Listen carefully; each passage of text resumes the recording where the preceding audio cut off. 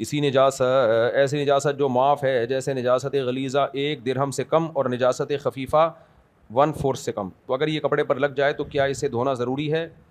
اگر دھوئے بغیر اسے کپڑوں پر کے ساتھ اچھا اگر بغیر دھوئے سے باقی کپڑوں کے ساتھ دھو لیا جائے تو کیا حکم ہے؟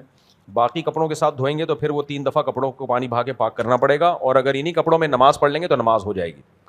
جو نجاست ہے نا ہتھیلی کی گہرائی سے کم ہو تو معاف ہوتی ہے. جیسے ایک آدھ قطرہ پیشاب کا کپڑوں پہ لگ گیا تو نماز اس میں ہو جائے گی, اس کو دھونا ضروری, دھو لیں تو اچھی بات ہے. کہیں تھوڑی سی چیٹیں ہلکی پھلکی لگ گئیں تو معاف ہے وہ. تو اور یہ جو حلال جانور ہیں ان کا پیشاب نجاست خفیفہ ہے, ہلکی نجاست ہے. ان کا پیشاب اگر 1 درہم کے بقدر بھی لگ جائے تو بھی نماز ہو جاتی ہے. جیسے اونٹ کا پیشاب ہے, گائے کا پیشاب ہے, بکری کا پیشاب ہے, دمبے کا پیشاب ہے.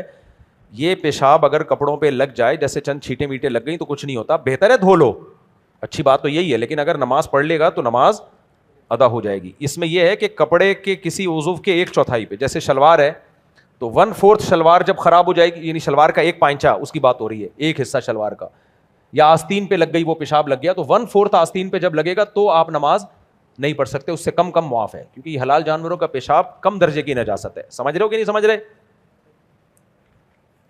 البتہ مرغی جو ہے نا اس کی بیٹ بہت سخت ناپاک ہے, بہت غلیظ ہوتی ہے وہ, تو وہ اس کے میں یہی ہے کہ وہ 1 درہم سے کم تو معاف ہے, 1 درہم کے بقدر پھر اس میں نماز نہیں ہوگی.